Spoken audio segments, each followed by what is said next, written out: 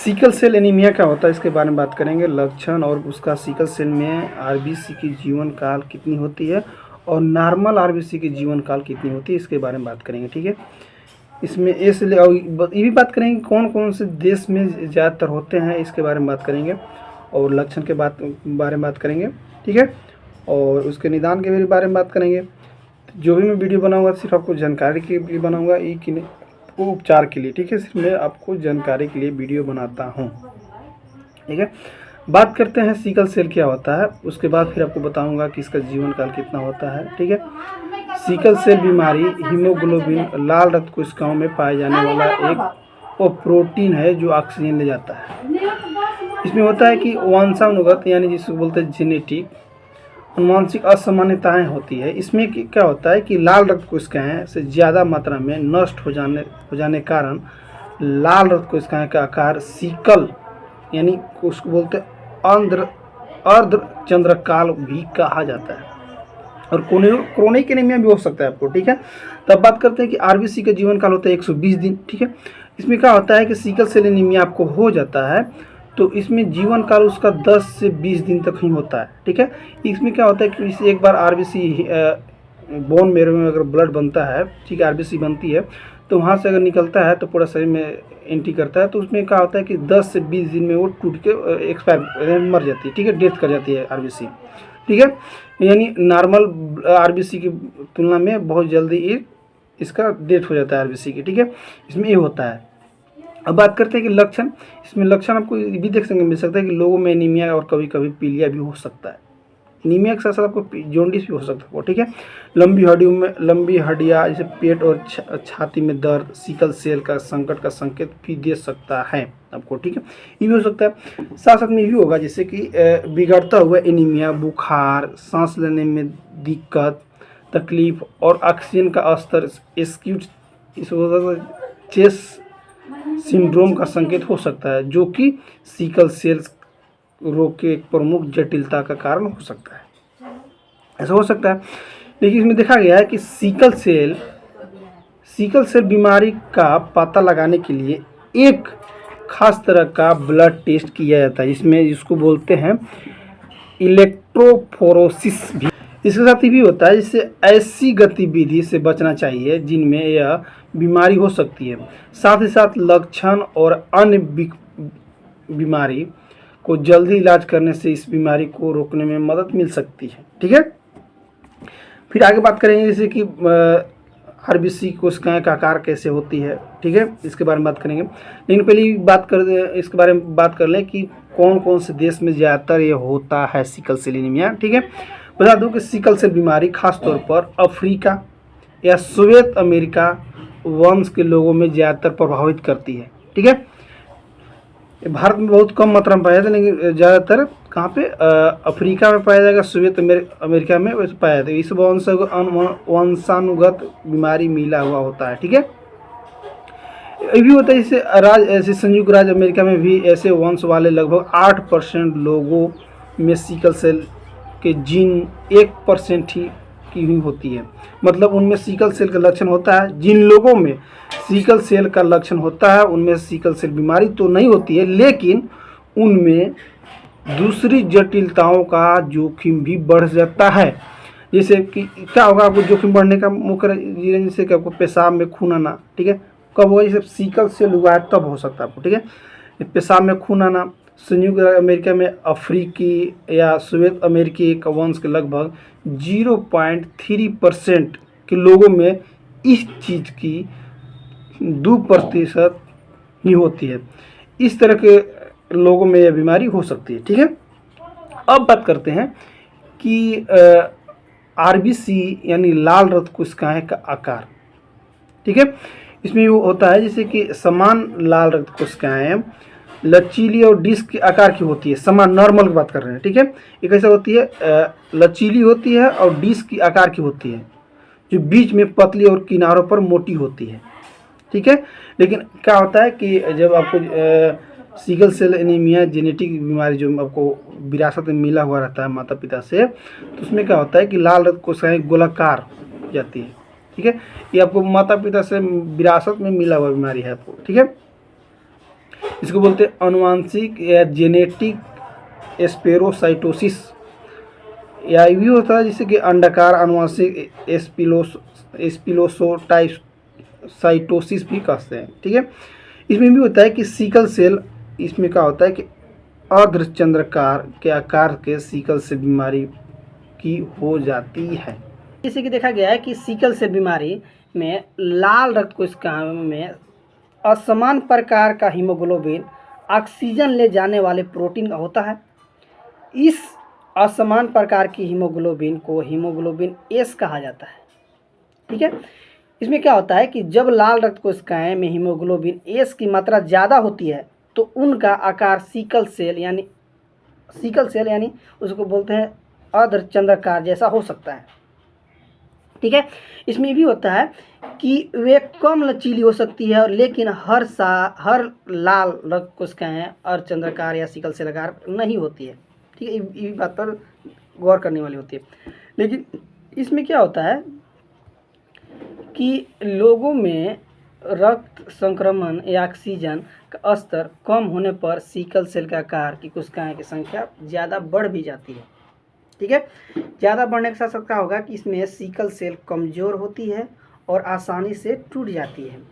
इसमें ये भी होता है कि खराब कोशिकाएं को भी सर्कुलेशन से हटा दिया जाता है चूँकि सिकल सेल कठोर होती है, ठीक है। ये भी होता है कि और आपस में चिपकती रहती है, इसीलिए उन्हें सबसे छोटी रक्त कोशिकाओं के से होकर गुजरने में कठिनाई होती है, ठीक है। इसमें साथ साथ में भी होता है जिससे रक्त प्रवाह अवरुद्ध हो जाता है और उन जगहों में ऊतकों में ऑक्सीजन की आपूर्ति कम हो जाती है जहाँ से कोशिकाएं में रुकावट आ जाती है, ठीक है। इसमें इसके साथ ये भी होता है जैसे कि रक्त के प्रवाह में रुकावट से शरीर में दर्द हो सकता है और कुछ समय बाद स्प्लीन, किडनी, मस्तिष्क, हड्डी और अन्य अंगों को भी नुकसान पहुंचा सकता है, ठीक है। किडनी खराब हो सकती है और दिल की धड़कनें रुक भी सकती है सिकल सेल होने पर, ठीक है, ऐसा हो सकता है। अब बात करते हैं कि सिकल सेल, किसी व्यक्ति में अगर सिकल सेल हो जाती है तो लक्षण क्या क्या देखने को मिल सकता है। बता दूं, किसी भी व्यक्ति में अगर सिकल सेल बीमारी हो जाता है तो उसको लक्षण बहुत प्रकार का देखने को मिल सकता है। जैसे में कि जिन लोगों से सिकल सेल बीमारी होती है उन्हें हमेशा कुछ डिग्री एनीमिया, अवसाद, थकान, कमजोरी और त्वचा पर पीलापन भी हो सकता है उसके साथ, ठीक है, होता है। और उन्हें हल्का पीलिया, इसमें त्वचा और आँखों का सफ़ेद होना, ठीक है, पीला होना, ठीक है। और ये भी हो सकता है कि कुछ लोगों में और भी लक्षण हो सकते हैं। कुछ लोगों में गंभीर बार बार उभरने वाले लक्षण होते हैं जिससे उनमें कोई गंभीर विकलांगता आ जाती है या उनकी मृत्यु जल्दी हो जाती है सिकल सेल होने पर, ठीक है। ये सब था। अब बता दूं कि मुख्य रूप से इसमें विशेषताएं की बात करते हैं तो विशेषताएं में क्या होता है कि सिकल सेल की विशेषताएं में मुख्य रूप से बता दूं कि जिन लोगों को सिकल सेल आनुवंशिक लक्षण के तौर पर मिलता है उनमें लाल रक्त कोशिकाएं कमज़ोर नहीं होती है और आसानी से नहीं टूटती है। सिकल सेल की विशेषताएं दर्दनाक संकट का कारण नहीं बनती, ठीक है। ये बात ध्यान से गौर कर लीजिएगा। साथ में भी होता है कि जिन लोगों में सिकल सेल के आनुवंशिक लक्षण होते हैं उनमें क्या होता है, क्रोनिक किडनी डिजीज और पल्मोनरी एम्बोलिज्म का जोखिम ज़्यादा हो जाता है। कभी कभी ये भी होता है कि उनमें लोगों में पेशाब में सूजन आ सकता है। जिन लोगों में सिकल सेल आनुवंशिक लक्षण होते हैं उन्हें ये भी होता है कि बहुत कम पाए जाने वाले किडनी का कैंसर भी हो सकता है, ठीक है।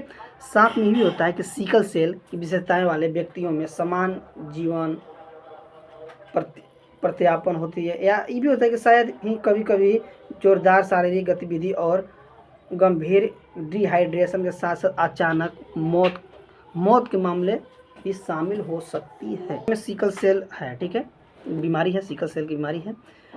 तो उसमें कौन सा लक्षण आपको जटिलताएं पैदा कर सकता है इसके बारे में बात करते हैं।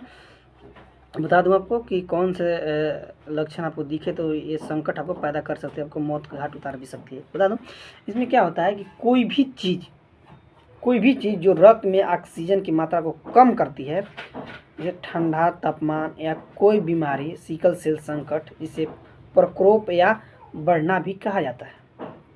ठीक है, इसके साथ ये भी होता है कि सिकल सेल में उठने वाला दर्द वसुसिव की बीमारी के लक्षणों के बढ़ने के कारण होता है। और इसमें क्या होता है मुख्य रूप से कि लक्षणों में एनीमिया और अचानक गंभीर हो सकता है। ज़्यादातर क्या होगा कि आपको दर्द हो सकता है, अचानक पेट या हाथ पैर में लंबी हड्डियों में भी दर्द हो सकता है, बुखार, कभी कभी भी होता है आपको कि सांस लेने में तकलीफ भी हो सकता है। ये भी होता है जैसे कि एब्डोमिनल दर्द, यानी एब्डोमिनल होता है ना, जब पेट में दर्द हो सकता है, गंभीर हो सकता है। ये भी हो सकता है कि उसके साथ साथ आपको उल्टी भी हो सकता है।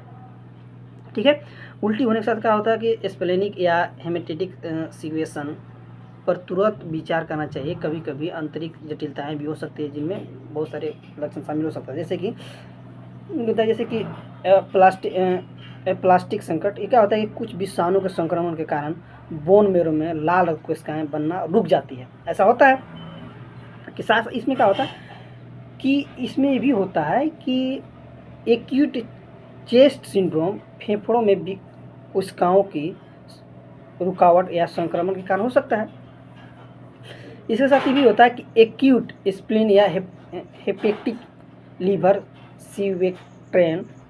सिवेट्रेशन में किसी अंग में कोशिकाओं का बड़ी संख्या में संग्रहित होना या स्प्लीन का लीवर के आकार में तेजी से बढ़ना हो सकता है। आपको बता दूं कि एक्यूट चेस्ट सिंड्रोम किसी भी उम्र के लोगों में हो सकता है, लेकिन यह बच्चों में सबसे आम बात है।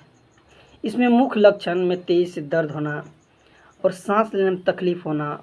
एक्यूट चेस्ट सिंड्रोम जानलेवा भी हो सकता है। ठीक, इसके साथ में क्या होता है कि बच्चों में स्प्लीन में ज़्यादा संख्या में सिकल सेल संग्रहित होने से उनमें स्प्लीन का आकार बढ़ जाता है, आकार बढ़ता है। और साथ में होता है कि एनीमिया की स्थिति और गंभीर हो सकती है। साथ में होता है कि जैसे एक्यूट हेपेटिक में क्या होता है कि लीवर सिक्वेस्ट्रेशन कम लोगों में होता है और किसी भी उम्र में हो सकता है। ठीक है, अब मुख्य रूप से जटिलताएं में हो सकता है जैसे कि आपको कि सिकल सेल बीमारी वाले अधिकांश लोगों को बचपन से स्प्लीन के बढ़ने की समस्या होती है। स्प्लीन बढ़ने की समस्या क्यों होती है, उसका रीज़न ये है कि क्योंकि स्प्लीन बढ़ने का मुख्य रीज़न ये हो सकता है जैसे कि सिकल सेल इनकी स्प्लीन में फंस जाती है। किशोरावस्था में पहुंचने तक इनका स्प्लीन इतना खराब हो चुका होता है कि वो सिकुड़ने लगता है और काम करना बंद कर देता है। ठीक है, इसके साथ क्या होता है, चूँकि स्प्लीन का काम संक्रमण से लड़ना होता है और इसीलिए जिन लोगों में सिकल सेल बीमारी होती है उनमें न्यूमोकॉल एनीमिया और अन्य संक्रमण होने की संभावना ज़्यादा होती है। साथ में भी होता है कि खास तौर पर वायरल संक्रमण से लाल रक्त कोशिकाएं का बनना कम हो जाता है और एनीमिया गंभीर भी हो सकता है। ऐसे मरीजों में लीवर का आकार आजीवन लगातार बढ़ते रहता है। ठीक है, सिकल से जिसकी बीमारी होती है उसको बता दूं कि उनका लीवर जीवन भर उनका आकार बढ़ते रहता है। ठीक है, पेट के ऊपर का हिस्सा फूल जाता है और लाल रक्त कोशिकाओं के टूटते हुए हिस्से में अक्सर गॉल ब्लैडर में पथरी हो जाने की संभावना होती है, क्योंकि बिलिरुबिन की मात्रा बढ़ने पर गॉल ब्लैडर में पथरी हो सकती है। ठीक है, साथ में भी होता है कि जिससे आमतौर पर हृदय का आकार बढ़ जाता है। ऐसे में हृदय ऑक्सीजन को शरीर में ठीक तरह से पंप नहीं कर पाता है और दिल का दौरा पड़ने की संभावना बढ़ जाती है। दिल के दौरा समय बढ़ने पर ये भी होता है कि हृदय से समान तौर पर खड़खड़ाहट की आवाज़ भी आने लगती है। ऐसा होता है। ठीक है, इसमें भी होता है कि जिन बच्चों को सिकल सेल बीमारी होती है उनमें अक्सर धड़ की तुलना में हाथ, पाँव, उंगलियां और अंगूठे बड़े होते हैं। ठीक है। साथ साथ में भी होता है कि हड्डियों और बोन मेरो में बदलाव होने के कारण हड्डियों में दर्द, खास तौर पर हाथ और पैरों की हड्डियां हो सकती है। ठीक है। जोड़ों में दर्द की समस्या हो सकती है तथा कूल्हे होते हैं कि जोड़ों में इतनी खराबी आ सकती है कि आखिर में उन्हें बदलने की भी आवश्यकता पड़ सकती है आपको। ठीक है, ऐसा होता है। लेकिन इसमें भी होता है कि त्वचा में ऑक्सीजन का प्रवाह ठीक से न होने के कारण पैर में खास तौर पर ठखनों में दर्द हो सकता है। युवाओं पुरुषों में इरेक्शन में लगातार और अक्सर दर्द का परिणाम आपको देखने को मिल सकता है। ठीक है। बार बार प्राइज्मिक होने के कारण पेनिस में अस्थायी रूप से नुकसान हो सकता है और आगे चलकर